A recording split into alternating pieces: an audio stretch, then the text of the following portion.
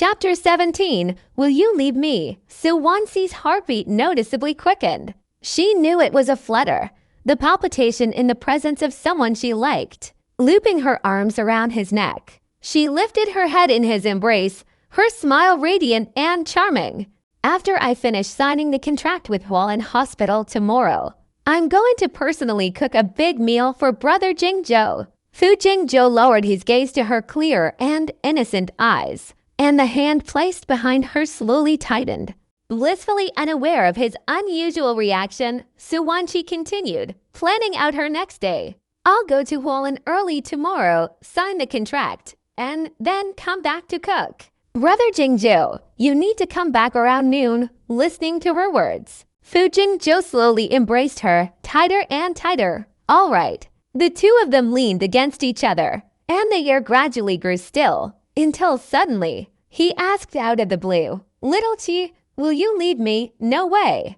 I want to be with Brother Jing Zhou forever. The thoughts of a young girl were straightforward and sincere. 8 years of reliance had already made her accustomed to Fu Jing Zhou's presence. She saw him as her sole reliance and source of warmth in her life. Fu Jing Zhou's lips seemed to tighten a bit, and emotions flickered in his eyes. He didn't say anything else, just emphasized in a low voice near her ear, Little Qi, you said it yourself. Never leave me. So from now on, you have to stay by my side for a lifetime. The next day, Su Wan Ci arrived at Hualin Hospital at 8 in the morning, signed the contract, and then met with Lin and Gur before driving back. On her way, she called Fu Jing Zhou and asked when he would be back for lunch. After a 2-second silence on the other end of the phone, he spoke slowly, Little Qi. I'm at the Su residence. The Su residence was the home of Su Wan Ci's uncle. Strictly speaking, it was once her home too. The Su residence had 2 separate compounds. The front one was where Su Wan Ci's parents lived. For the first 15 years of her life, she had lived there almost exclusively. The back compound was where the parents of Su Ruhi, Su Wan Ci's cousin, lived. Su Ruhi's father and her father were close brothers, and their relationship was good. They even worked at the same hospital. When they were buying houses, they chose adjacent properties to have someone nearby for support. However, after her parents passing 8 years ago, Su Wan Ci seldom visited the Su residence anymore.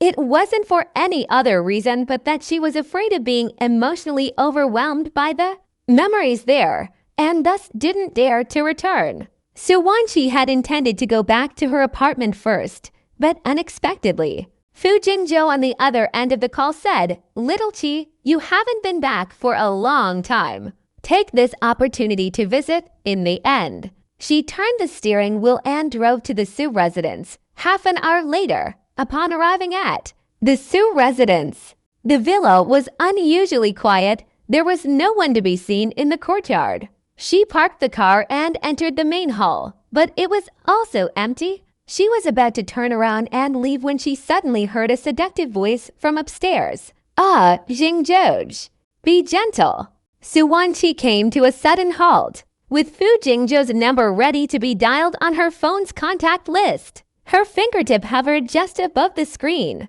Hesitant to press the call button due to that voice, a few seconds later, she stood up and went upstairs. At the top of the stairs, right in front of her, was a room with the door wide open. Su Wan Ci stood on the last step of the staircase, unable to move her feet as she watched the scene inside.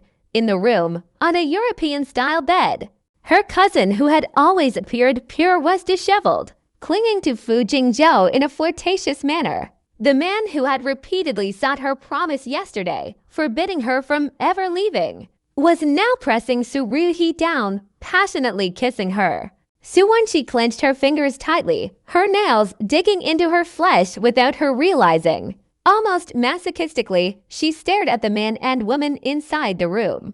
Her heart hurt as if it were suffocating, yet her legs seemed to have lost the ability to move. She stood there, motionless, listening to Su Ruhi's voice becoming increasingly seductive and seeing her clothes gradually disappearing. Su Wan Ci finally couldn't bear it. She turned to leave, but just as she turned around, she accidentally bumped into a vase by the staircase. The crisp sound of the porcelain breaking was especially jarring in the quiet environment. The two people in the room seemed to be startled by the sudden noise and abruptly stopped what they were doing, turning their gazes in her direction. Fu Jing Zhou maintained his embrace of Su Ruhi and turned his head. Su Wan Ci saw the obvious lipstick mark on his lips, yet his eyes showed only an intense coldness. There was no sign of panic or confusion that she had caught them. Instead, there was an eerie calmness. Deep within his eyes, there seemed to be other complex emotions, but Su Wan Ci couldn't decipher what they were. The sound of the vase shattering interrupted the intimate exchange between Fu Jing Zhou and Su Ruhi. He also drew the attention of Su Wan Ci's aunt and uncle from the room. Fu Jing Zhou and Su Ruhi hastily tidied their clothes before walking over. Su Ruhi deliberately adjusted her collar in front of Su Wan Ci, allowing her to see the vivid lipstick mark on her neck. She provocatively looked at Su Wan Ci, her face devoid of any shame. Instead, she exuded an air of arrogance, as if Su Wan Ci were the one who had disrupted her relationship with Fu Jing Zhou. Su Wan Ci clutched her hand tightly, refusing to lose her last shred of composure. She turned to Fu Jing Zhou, looking him straight in the eye, and asked in a measured tone, "Fu Jing Zhou, don't you have anything to say?" Fu Jing Zhou only stared back at her with deep, unmoving eyes, never uttering a word. Meanwhile, Su Wan Ci's aunt and uncle approached. Su Ruhi's mother, Feng Manjin, wore an exquisite makeup, adopting the stance of a dignified and wealthy lady. Gone was the former affection and tenderness on her face, revealing her true colors as she fixed her gaze on Su Wan Ci with overbearing arrogance. "Have something to say," she walked up to Su Wan Ci, stopping in front of her. "Wan Ci, since you've seen everything today, Uncle and Auntie won't hide it from you." She turned her head and glanced at the standing Fu Jing Zhou and Su Ruhi, her tone full of satisfaction and arrogance. "As you can see, Jing Zhou and Ruhi have been together for a long time, for these past 8 years. While you were studying abroad, Jing Zhou has been in Xianzheng, accompanying Ruhi